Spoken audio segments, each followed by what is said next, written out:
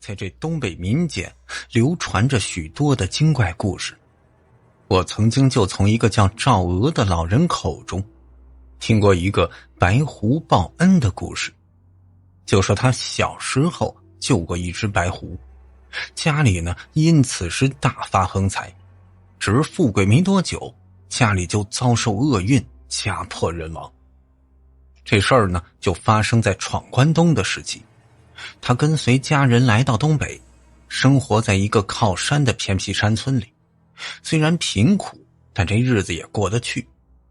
这天他父亲兴冲冲地回家，一脸的兴奋。哎呦，跟你们说啊，咱们发财了。这母亲坐在炕上不解地看着他，忍不住地问道：呀，你抽什么风啊？你倒是发个财给我瞅瞅。父亲伸出手，竟然提着一个草笼，这里边还蜷缩着一个动物。他这看了一眼，忍不住的尖叫起来，就说这父亲手里竟然是一只毛皮光亮的狐狸。这只狐狸呢，疲倦的闭着眼，就像是睡着了。他这时就闻到一股刺鼻的酒味儿，忍不住的后退一步。母亲不高兴地说：你这又喝酒了，家里都啥样了你还喝酒？哎呀，哪有啊？父亲摇摇头，神秘兮兮地指着狐狸。呵，这说出来你都不敢相信。哎，这酒啊，是这狐狸喝的。接着父亲就说了捡到狐狸的经过。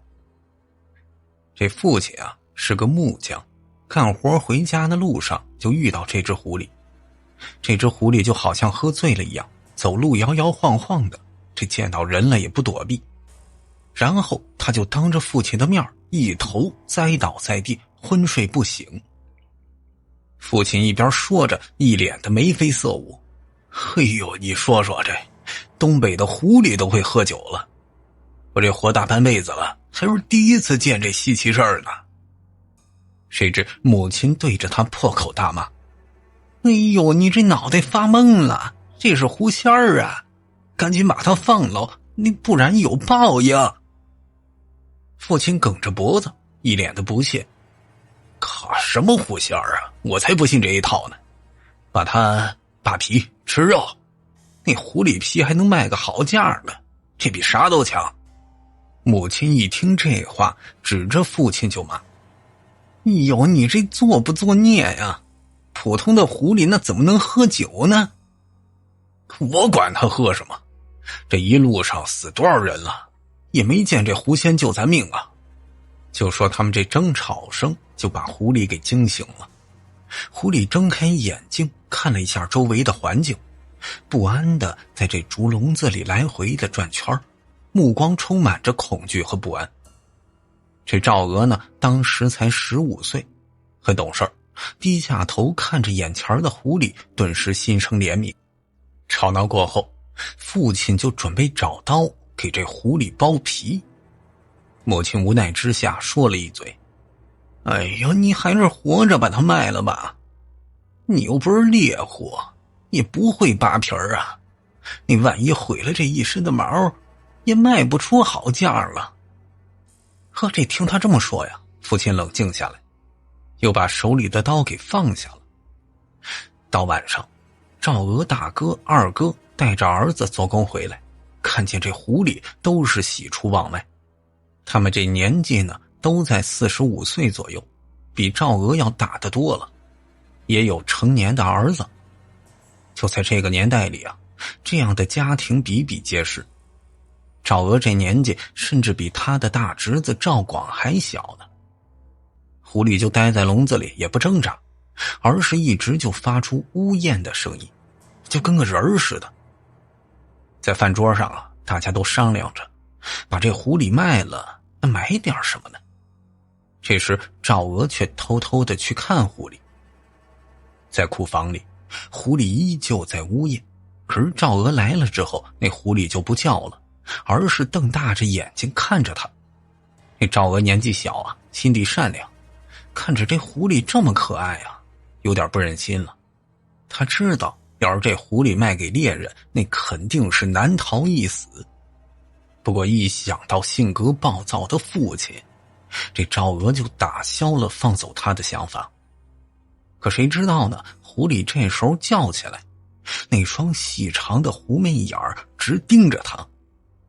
赵娥就感觉这身体不受控制了，竟然伸出手打开了笼子，这狐狸就从笼子里窜出来。赵娥这才反应过来，就连忙上前去捉。可是这狐狸跑得快啊，眨眼之间就挣脱束缚，然后他向后深深地看了赵娥一眼，这才转身跑开了。赵娥放走狐狸，这自然是让父亲勃然大怒。虽说母亲极力的阻拦，可是赵娥还是被父亲狠狠地打了一顿。这事儿呢也就此作罢。没过几天，三更半夜的，就有一个老人急匆匆地敲开父亲家门，就说啊，胡老爷家乔迁新居，请全村的人吃酒，让他去赴宴去。那父亲是个酒蒙子，听到这好事，急匆匆的就往外走。可是走到一半，他发觉不对劲了。哎呦，这我都不认识你家老爷，去喝这酒不合适吧？老人笑着说了，嘿嘿嘿嘿，我家老爷啊，你指定认识啊，去了就知道。这听他这么说呢，父亲心中犹豫，一想到自个儿身无分文，也没什么可以让人加害的，干脆一咬牙，硬着头皮就跟过去了。等到胡老爷家里，这父亲就后悔了。就说这胡老爷家呀，可是一个大宅院，一眼看过去4开门的大宅，一看就是大户人家。这父亲心里就泛起嘀咕了，可事到如今他也没办法，就只能梗着头往里走。等到了这院子，到处都是宾客，父亲就想找个偏僻的桌子坐下，一身马褂的胡老爷却亲自迎过来，就把他带到一张大桌子前儿。这父亲不明所以，可是胡老爷对他态度十分的亲热。就这顿饭呢，可是让父亲大开眼界，他这辈子都没见过这么多菜，更没喝过这么好的酒。这周围伺候的丫鬟也是一个个美若天仙，这让父亲受宠若惊啊。眼看父亲喝多了，他局促不安地坐在椅子上，口中念叨，哎呦，这胡老爷子真是太客气了，哎呦，这一辈子也没吃过这么好的宴席呀，真是太感谢了。哼哼，你能放过我儿子，我才要感谢你呢。这胡老爷子笑着说道。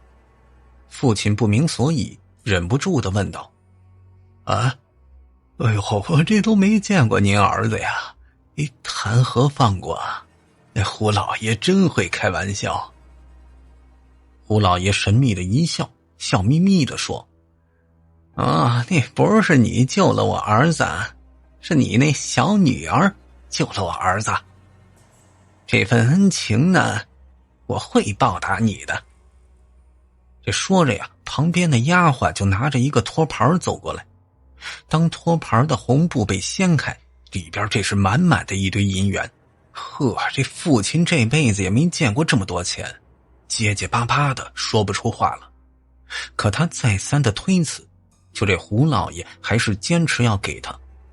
最后父亲拿着银元，醉醺醺的就坐上护送的轿子，就这么离开大院。这坐在轿子里，父亲看着到手的银元，显得特别的兴奋。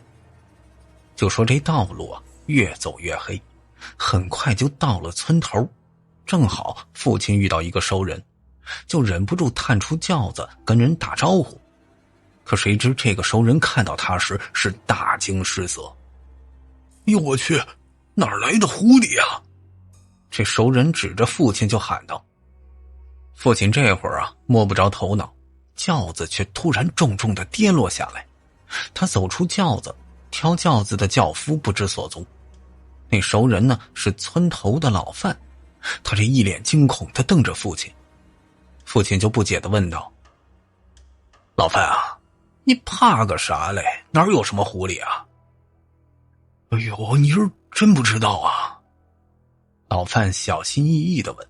父亲摇摇头。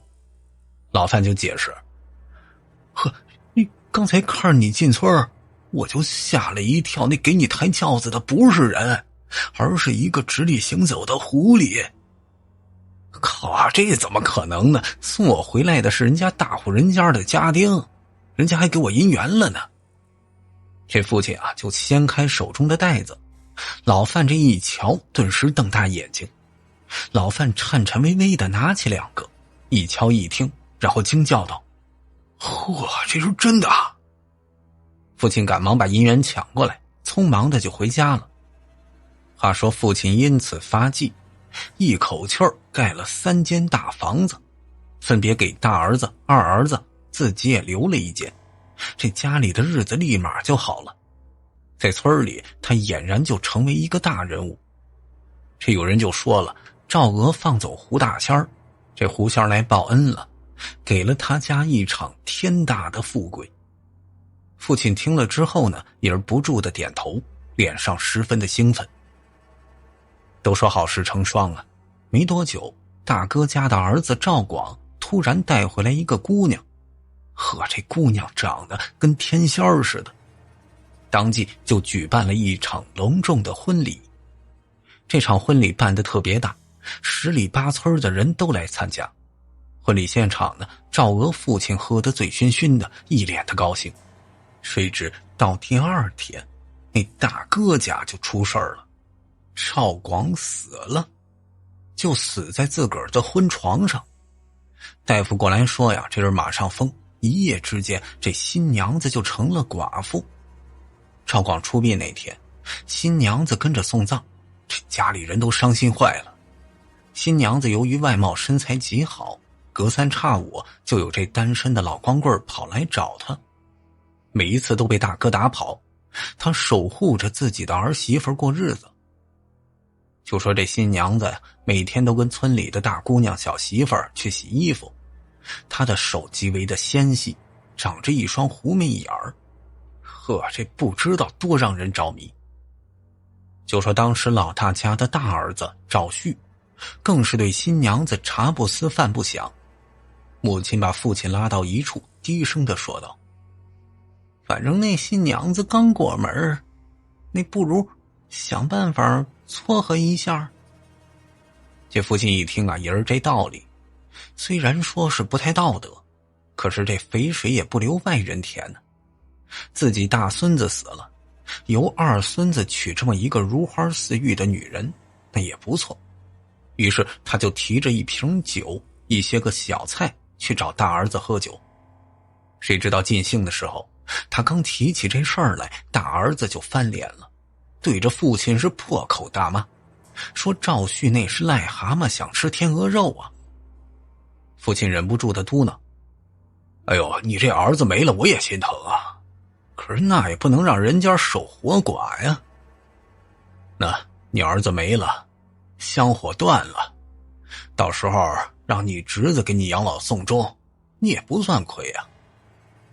可是大哥依旧破口大骂，直接就把父亲赶走了。父亲回家之后呢，大发脾气，骂这个大儿子不是东西。母亲连忙安慰，说想亲自过去一趟，劝劝这大儿子回心转意。父亲却冷笑一声，压低了声音说道：哼，我看啊，他八成是看上儿媳妇了，舍不得撒手呢。呸呸呸，哪有这种事儿啊，他都快50的人了，还能扒灰呀？那母亲急忙的反驳。他口中说的这扒灰，就是民间公公和儿媳偷情的意思。这事儿放当时的农村里可是了不得的丑闻。可父亲骂了一句，口中依旧嘟囔着：呵，这说不准呢。此后的几天里，流言蜚语就开始发酵。有人说呢，赵娥大哥跟儿媳妇扒灰，也有人说那儿媳妇不老实，跟邻村的某某男人搞在一起。这都让大哥勃然大怒。见着这些个碎嘴子就破口大骂。可是背地里他却把儿媳妇锁在家里，也不让她出去。父亲再次上门，又被大哥给赶出来。不仅如此，这一次大哥都吵着要分家，以后各过各的。这可是把父亲气得够呛啊！父亲站在村头骂了他半天，说他忘恩负义。可是大哥走过来，慢悠悠地说了一句：“我说爹啊，这要不是我，你能发大财吗？”这父亲脸色大变，马上闭嘴。周围的人急忙问他，父亲却仿佛遇到瘟神一样，赶忙回到家里，连续几天都不出屋子。在这之后呢，村里的流言四起，可大哥照样不管不顾。他有钱有势的，日子过得不错，每天就是一副春风满面的样子，那脸上更是油光水滑的，在这饥荒年代里可以说是相当的罕见。父亲每次回家都会破口大骂，说大哥是个禽兽，自己怎么有这么个儿子。那谁都看得出来，如花似玉的新娘子这是被大哥给霸占了。可是这大哥的好日子呀，也没持续多久，他就变了。就说他的面容变得越来越苍白，身体也越来越消瘦，眼窝深陷，这一看呢，就是被掏空了身的。在这村头啊，大家没事干就吹牛，他也凑上去，就有光棍笑着说他：“哟，嘿，看你这憔悴的，你这儿媳妇的滋味怎么样啊？”大哥也不回答，只是过去递烟。他出手阔绰，大家也就不当回事儿。可是大哥这衰老的速度快得都不正常了，原本茂密的头发竟然掉了大半，而且逐渐的花白。父亲是恨铁不成钢啊，一脸恼怒地喊道：“好，就他这一个大老爷们儿，还能满足一个小娘子啊？我看啊，用不了3月，他就得被掏干喽。嘿，我这怎么有个这样的色胚儿子？”当天晚上，赵娥正在睡觉呢，突然听到狐狸的叫声，他就下地儿去看，结果发现一只狐狸正在院子里叫，正是被他放走的那只。这只狐狸来到赵娥跟前，口中发出沙哑的声音。这狐狸叫得特别急促，特别焦急，像是在提醒赵娥什么。这时父亲骂骂咧咧的拿着锄头走过来，这狐狸看起来特别的怕父亲，很快转身就跑。回去！父亲瞪了赵娥一眼，赵娥就回去睡觉了。到第二天，赵娥就把这事儿告诉母亲，母亲顿时大惊失色，急忙的说道：“哟，他这不是已经报恩了吗？怎么又来了？”“哎呦，谁知道呢？”父亲转过头，表情很不自然。母亲瞪了他一眼，低声的说道：“哎呦，这我总感觉这事儿邪乎呀！天仙儿一样的女人，那能嫁给我大孙子啊？而且隔天就死了，你怎么都说不过去啊？”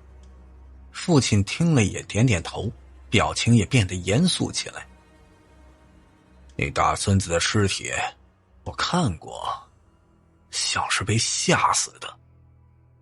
哎呦，这新娘子可能是真有问题。”从那天之后呢，父亲就警惕起来，不让家里人去大哥家。大哥也是深居简出的，从不生火，那烟囱里就没冒过烟儿，这让父亲忍不住的嘟囔：“你说这奇了怪了，难道他天天的吃馍呀？”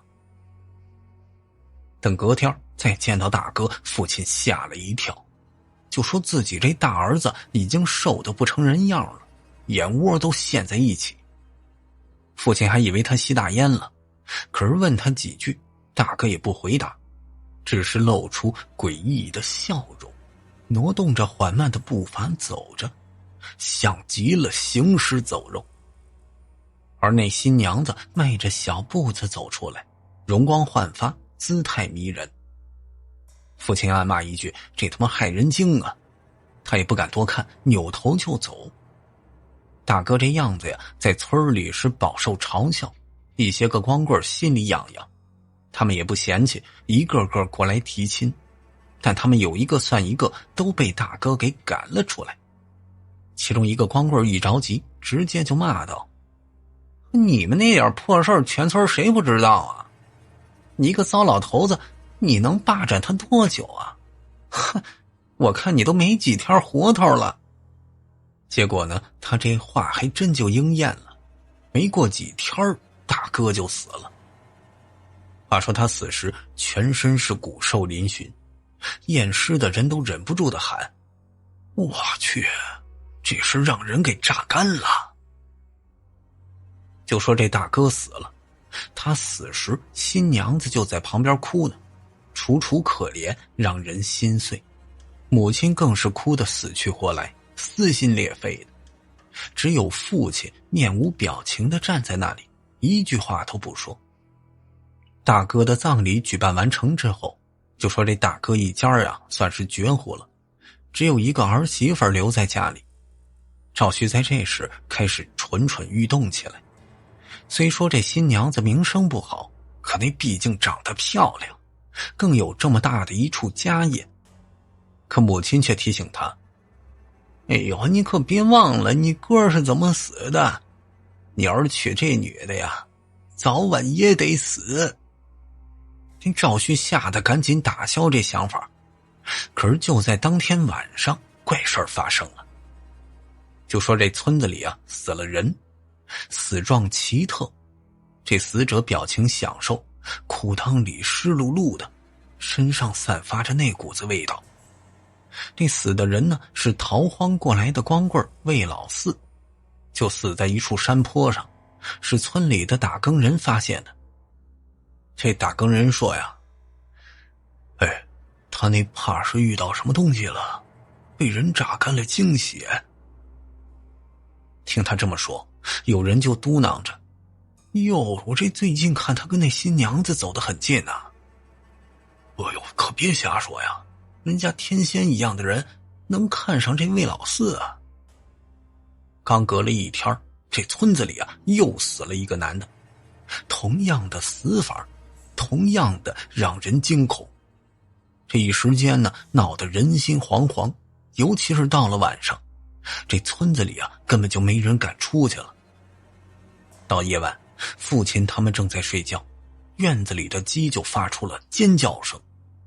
听到这儿，父亲恼羞成怒起来：“靠，你还敢来啊！”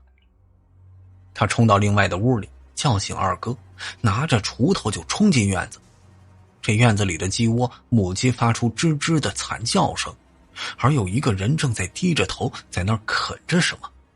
父亲一看不是狐狸，顿时松了口气儿，然后带着几个男性亲属包围了这人。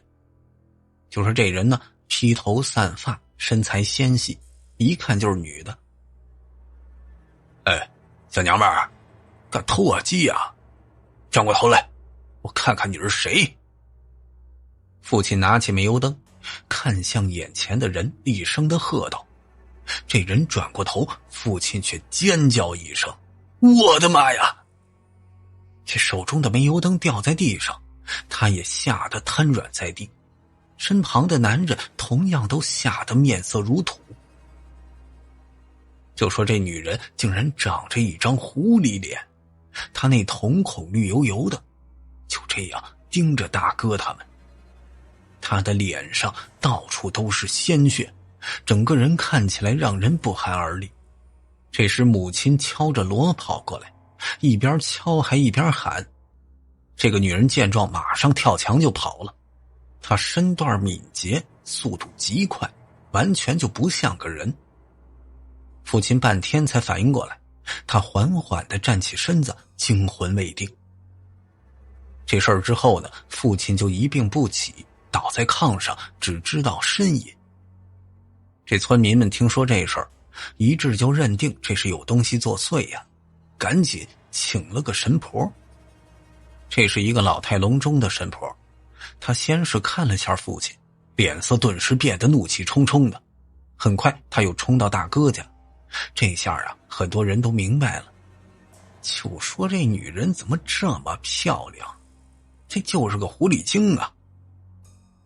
众人恍然大悟，一个个期待地看着出马弟子大显神威。只是过了半小时，这神婆依旧没出来，众人可就害了怕了。又过半小时，众人聚在一块儿，大着胆子拿着武器就冲到大哥家里。等他们进去之后，顿时傻眼，这神婆死在地上，心脏被掏出来，那新娘子不知所踪。这事儿闹得沸沸扬扬的，可是这家里已经没空关注了。这时父亲躺在床上呻吟着，都快油尽灯枯了。也给医生看过，都说救不了。在那个年代呢，父亲只能躺在床上等死。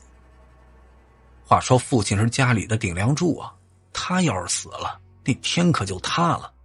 家里的其他人去干活，赵娥就在家里照顾着气若游丝的父亲。看着父亲嘴唇干裂、发烧痛苦的样子，赵娥每天都得哭上好几回。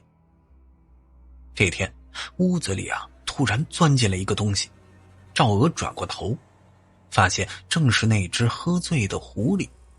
它一身皮毛正亮，嘴巴尖尖的，眼眸细长。它就这样蹲在赵娥面前，口中叼着什么东西。赵娥注意到它，狐狸张开嘴，一颗黑色的药丸就这么滚落出来。赵娥上前拿起来，狐狸竟然指了指父亲，然后叫了一声。那赵娥就明白了，他拿着手中的药丸几下咬碎，然后喂给父亲。那狐狸看到这儿啊，又叫了一声，转身就走。那说来也怪，这狐狸刚走没多久，父亲出了一场大汗，高烧马上就退了。神志清醒之后，赵娥就把这事儿告诉父亲。那父亲顿时大惊失色，急忙说道：哎呦，刚才我做了一个大梦啊，梦里有一个狐狸对着我说什么，我也没听清楚。看来是他救了我呀。母亲回来看到父亲好转，也是喜极而泣。等父亲的病好了，家里总算是安稳了，只是这村子里又开始死人。这一次呀，死的不是男人了，而是女童，而且他们死的样子也无比的凄惨。最让人愤怒的是，这些女童死时都失去了贞洁，好不容易活下来一个，这女童也变得疯疯癫癫的。这事儿呢闹得特别大，很快又有一个出马仙来到村子里。这是一个30多岁的女人，名叫马半仙儿，身边还跟着一个满脸呆滞的婆娘。在昏暗的土房子里，女人坐在炕沿上，看着嘴唇发紫、浑身颤抖的少女。这件事儿怎么闹到这个地步呀？罢了，我说什么也要管上一管。这马半仙说着，叹了一口气儿，目光看向旁边的一个婆娘。这婆娘点点头，这就准备进行请仙仪式。话说这出马弟子看事儿啊，一般都不是一个人，都是俩人。大神负责看事儿，二神负责把这出马弟子给请下来。这妇女是大神，旁边那婆娘就是二神。大神把仙家的名字用红布写上，放在镜子后边。二神是唱的，拿着个鼓，边敲边跳，身穿着旗袍，四下带着大钱，边跳边舞。至于他那口中的词儿，自然就是请仙的词儿。这马半仙儿呢，坐在一个蒲团上，二神正不住地摇晃着身体，手中拿着锣鼓乱敲着。也不知道等了多久，马半仙儿睁开眼，那眼神就变了，周围的人都特别恭敬，知道这是仙家上身了。真是败类呀！马半仙儿骂了一句，眼神冰冷无比。他伸出手在少女的身上念念有词。这不一会儿啊，少女就醒过来，只是问起少女发生的事儿，少女是一问三不知。马半仙叹了口气儿，突然说道：“我明白怎么回事了。”他这说着就径直来到父亲家。见到父亲，他开口就问啊：“您这发了大财，恐怕跟狐仙没关系吧？”“这什么没关系啊？这是我女儿救了一只白狐才有的这钱。”父亲急忙狡辩，可是马半仙压低了声音说道：“你这花出去的那些钱我看过，都是墓里的东西儿，你可别骗我，否则我就报官去。”听到他这么说，父亲顿时慌了神儿，他眼圈一红，一拍大腿，突然崩溃一样的哭喊出来：“哎呦，都是孽缘呐！这要不是我财迷心窍了，我那大儿子大孙子也不会就这么死了。”原来啊，其实根本就没有狐仙报恩这事儿，就说这事儿呢是父亲编出来的。在逃荒的路上，大哥发现了一座墓，这钱呢就是从这墓里偷出来的。你这盗墓的时候有没有遇到啥不对劲儿啊？马半仙突然问道。父亲想到什么，点了点头，失魂落魄地说：“哎呦，这盗墓的时候倒是没什么不对劲的，只是我们拿着银元回来时，就看到路边上有一只黑狐狸正在吃尸体。我那大儿子觉得不吉利啊，就拿石头把这黑狐狸砸死了。”怪不得，原来是这么回事儿啊！马半仙深深地看着他，叹了口气说道：“哎呦，你儿子这打死狐狸导致报复，死的倒也不冤呢。不过你大儿子一家死了，下一家就轮到你们了。”“不是，这为什么呀？”父亲目瞪口呆，流着眼泪说道：“哎呦，我这大儿子大孙子的命难道还不够还债的吗？”马半仙意味深长：“他欠的债他还，你欠的得你还。”父亲大惊失色，跪在地上就求这马半仙救命。如果是道貌岸然的大师，这时候必然狠狠地要一笔钱，可是这马半仙什么都没要，只是说尽力而为，转身就走了。到夜晚，山村里静悄悄的，一声锐利的惨叫声就打破宁静。当众人汇聚时，就看到这马半仙重伤倒地，那跟着他的婆娘已经死了。“哎呦，这是咋了呀？”父亲提着煤油灯赶忙跑过来，马半仙气喘吁吁的摇头，脸色苍白：“哎呀，还是让他给跑了。”就说这马半仙身上啊有一道抓痕，那抓痕深可见骨。这畜生不是一般的东西儿。他这刚开始害男人的时候不可怕，等他这害女人了，就可怕多了。要是再让他害上几个，真就没人能治他了。这到底是怎么回事啊？他是一种邪狐。马半仙叹了口气儿：“哎呦，他刚开始是女的，会诱惑男人，把男人吸干精血。等他害人多了，他就变成男的。到这时候，凶性是更胜以往。不过他现在只能害跟他有因果的人。一旦他把所有的因果都害死了，他就没人能治了，会变成祸害人间的妖怪。”这听他这么说呀，父亲就问道：“那跟他有因果的人都有谁呀？”“你们一家儿，还有曾经伤害过他的人。我去，这可怎么办呢？哎呀，我也没什么好办法，大家护着点自家闺女吧。马半仙说完，带着婆娘的尸体就离开了。打这之后，村里是人心惶惶，大家都把妮儿藏起来。可是到了夜晚，还是屡遭毒手。有人看到一个浑身黑毛的男子入室杀人，他那人刀枪不入，很快就有几个少女惨遭毒手，那场面惨不忍睹。少女的家属哭诉，可是大家也没任何办法。当时这东北乱呢，根本就无人顾及这个小山村。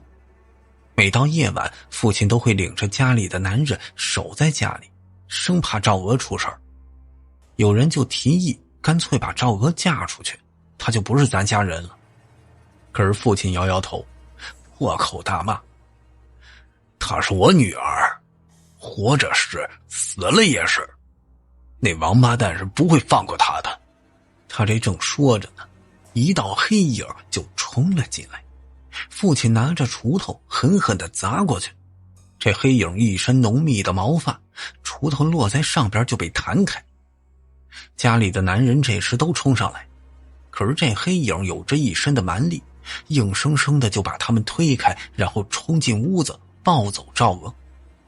母亲跌跌撞撞的追出来，手里还拿着棒子，可是这黑影速度太快了，对周围人的攻击完全都不在乎，就抱着赵娥消失在夜幕当中。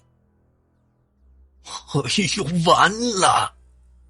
父亲瘫坐在地上，放声的大哭起来。这所有人都知道，这赵娥死定了。话说这黑影把赵娥带到村头的乱坟岗，赵娥拼命的抵抗着，可是黑影力气太大，赵娥抬起头，只能看到仿佛野兽一样的眼睛，这眼中没有人类的情感，只有野兽般的野性。就在赵娥哭喊时，周围突然就响起狐狸的声音，这黑影就停下动作，看向不远处。这时一只狐狸走过来，眼神紧紧地盯着黑影。看到这狐狸，赵娥呆住了，他又来了。这一次狐狸也没废话，直接就扑了过来，跟这黑影厮打在一起。这很难想象，一只狐狸竟然能跟黑影这么大的人在一块打架。就说这撕咬声不断的传来，狐狸拼命的跟黑影对抗，只是一次又一次的他被甩在地上。很快狐狸身上出现伤痕，嘴巴也有伤口，鲜血在往外渗出。可是狐狸依旧冲了过去，跟黑影撕咬在一起。很快狐狸再一次被甩出来，这一次狐狸是奄奄一息，不再动弹。赵娥跑过去抱着狐狸小声的啜泣，那黑影又缓缓地走了过来。赵娥惊恐地闭上眼，而这时突然此起彼伏的狐狸声不断地响起。赵娥惊讶地睁开眼睛，也不知道什么时候这乱坟岗的周围出现数不清的狐狸，他们密密麻麻的成群结队，就这样包围过来。这下黑影慌了，赶忙就想逃跑，可是这些狐狸当中有一个提着煤油灯的女人走出来，正是那位出马仙儿。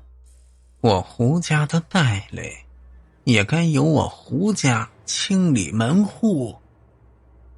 女人就是这么说着，很多的狐狸一拥而上，撕咬着黑影。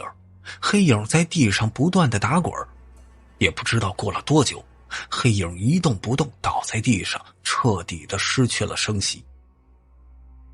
把它给我吧，女人伸出手，要回了赵娥怀中的狐狸。赵娥颤抖着把它交给女人，这女人笑了笑，别担心，他死不了，这点伤对他来说不算什么，给他喝点酒就行了。赵娥松了一口气儿，忍不住地问道：那他是谁啊？我家三舅爷女人笑着说。后来赵娥就被送了回去，一块被送回的还有这黑影的尸体。众人提着煤油灯一看，都吓了一跳。这是一个浑身黑毛的男人，身上的特征半人半狐。女人就说出这黑影的来历，邪狐。关于他的来历呢，可谓十分的匪夷所思。